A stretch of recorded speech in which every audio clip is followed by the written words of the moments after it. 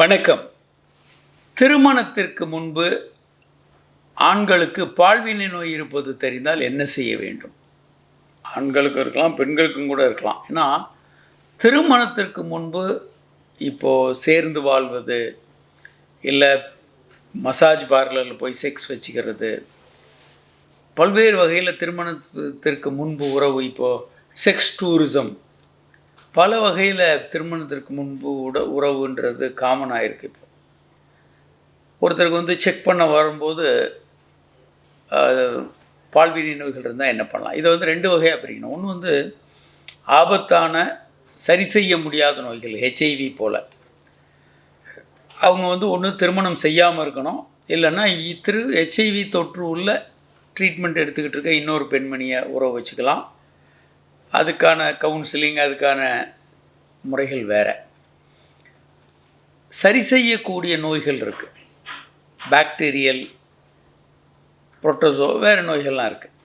இவர்கள் என்ன பண்ணணும்? மெயினாக இந்த சிஃபிலிஸ், கொனோரியா, எல்ஜிவி, இந்த மாதிரி நிறைய நோய்கள் இருக்குது. இவர்கள் என்ன பண்ணணும் அப்படின்னா, இதையெல்லாம் முற்றிலும் சரி செய்யக்கூடிய நோய்கள். இவற்றை சரி செய்து கொண்டு அப்புறமாக இவங்க திருமணம் செய்து கொள்ளணும். பல நேரங்களில் இப்போது கூட நாங்கள் ஒரு 50 வயது முதியவர் ஒருத்தருக்கு ஆண்மை குறைவின் செக்ஸு டெஸ்ட் எடுக்கும்போது பிடிஆர்எல் பாசிட்டிவ்னு வரும், சிஃபிலிஸ் நோய் பாசிட்டிவ்னு வரும். ஏன்னா இப்போ சமீபத்தில் நான் செக்ஸே பண்ணலை சார், நான் கல்யாணத்துக்கு முன்னால் வெளியே செக்ஸ் பண்ணியிருக்கேன் அப்படின்லாம் சொல்லக்கூடிய நிலைமை இருக்கும். ஏன்னா அப்போ அதை கவனிக்காமல் விட்டுருப்பாங்க. அந்த மாதிரி இருக்கலாம், இல்லை சமீபத்துலேயும் வந்திருக்கலாம். பல்வேறு வகையில் வர வாய்ப்பு இருக்குது. எப்படி இருந்தாலும் இந்த மாதிரி நோய்கள் இருந்ததுன்னா அதை முழுமையாக குணப்படுத்திக்கிட்டு அதற்கப்புறம் தான் திருமணத்தில் ஈடுபடணும். அப்படி சொல்லாமல் ட்ரீட்மெண்ட்டும் சரியாக எடுக்காமல் திருமணம் பண்ணிக்கிட்டா திருமணத்தின் மூலம் அந்த பெண்ணுக்கும் அந்த நோய் தொற்றுவது, அது மட்டுமல்ல சில நேரம் பிறக்கக்கூடிய குழந்தைகளுக்கும் அந்த தொற்று வந்துடும். அதனால் இந்த சரி செய்யக்கூடிய பால்வினை நோய்களாக இருந்தால் அதை முற்றிலும் சரி செய்து கொண்டு அப்புறம்தான் திருமண வாழ்வில் ஈடுபட வேண்டும். அதுக்காக தான் நாங்கள் இப்போ சொல்கிறோம், திருமணத்திற்கு முன்பு நீங்கள் ஒரு ப்ரீ மேரிட்டல் செக்கப் 2 பேருமே பண்ணிக்கிறது நல்லது. ஏன்னா சில நேரங்களில் இப்போ சமீபத்தில் ஒருத்தர் 2ஆம் திருமணம் செய்யும்போது ஹெச்ஐவி தொற்று 2 பேருக்குமே வந்துச்சு, கணவன் மனைவிக்கு. யார்கிட்டருந்து யாருக்கு வந்ததுன்னு தெரில. ஏன்னா 2 பேருக்கும் 2ஆம் திருமணம்.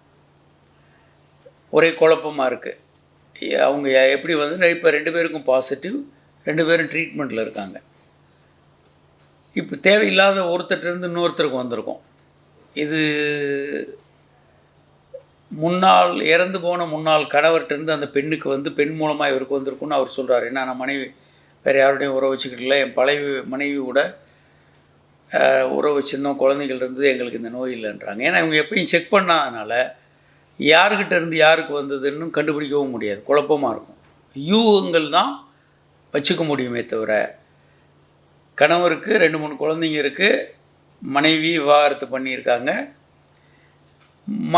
பெண் அந்த 2ஆம் திருமணம் செய்யக்கூடிய பெண்ணுக்கு கணவர் இறந்து போயிட்டார், குழந்தைகள் இல்லை. இப்போ 2 பேருக்கும் ஹெச்ஐவி இருக்குது, குழந்தைகள் யாருக்கும் ஹெச்ஐவி இல்லை. இப்போ எங்கேருந்து யார்கிட்டருந்து யாருக்கு வந்தது, இந்த விஷயங்கள் குழப்பமாக இருக்கும். திருமணத்திற்கு முன்பாகவே இப்போ உறவு என்பது இயல்பாக இருக்குது, அப்படியெல்லாம் அது தவறு. ஆனால் அந்த மாதிரியான உறவுகளில் ஈடுபடக்கூடாது, சுயன்மம் பண்ணலாம்.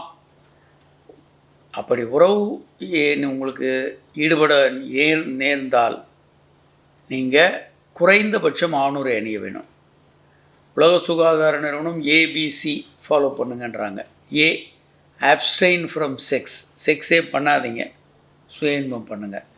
பி, அப்படி கல்யாணம் ஆகியிருந்தால் be faithful to your partner, உங்கள் பார்ட்னருக்கு நேர்மையுள்ள மனிதராக இருங்க, ஆணும் பெண்ணுமே.